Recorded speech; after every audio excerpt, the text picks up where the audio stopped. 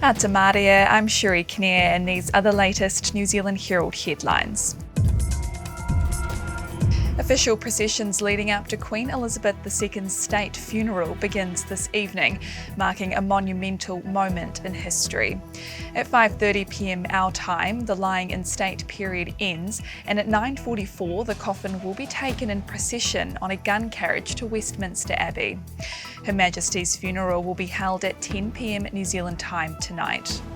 New Zealand Herald reporter Adam Pearce is there. Well, we are just hours away here from seeing one of the most significant funerals in a lifetime, when Queen Elizabeth II will be farewelled and laid to rest. Now, after the hour-long funeral, the Queen's coffin will be escorted via an official procession that will be involving New Zealand Defence Force members. They'll be included in that procession, taking the Queen from the Abbey through to Hyde Park Corner, the Wellington Arch.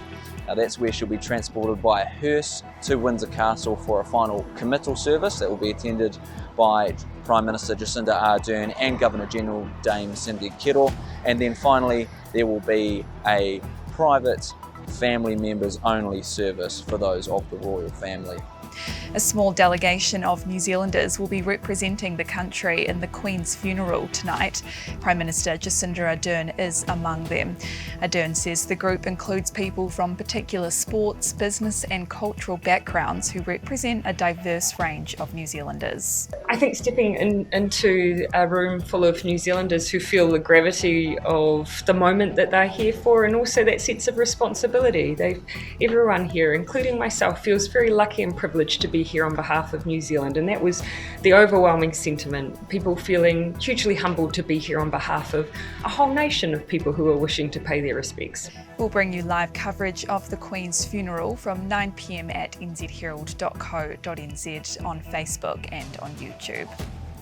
Back here, the government has taken steps to try to protect productive land from urban development.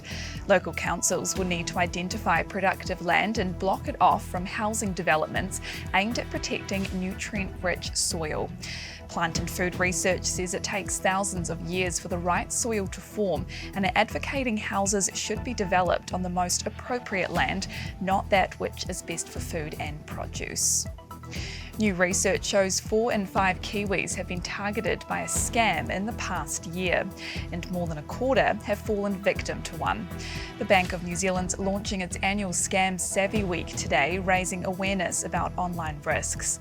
Head of Financial Crime Ashley Kai Fong says people should be wary when messages come out of the blue and there's a sense of urgency, or it seems too good to be true.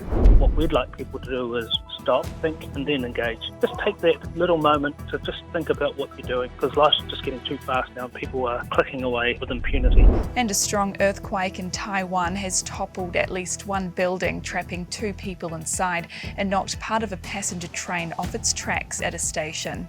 The magnitude 6.8 quake was the largest among dozens that have rattled the island's southeastern coast since Saturday evening, when a 6.4 quake struck at the same area. Photos showed the top 2 stories sprawled across and onto the other side of a narrow street, with electricity wires pulled down by the building. And those are the latest New Zealand Herald headlines. For more stories and to stay up to date, head to nzherald.co.nz. Kia pai te rā. Thanks for checking out our YouTube channel. To stay up to date with all the latest news from the New Zealand Herald, click the subscribe button below or check out one of the videos here, and head over to nzherald.co.nz for more details on these stories and more.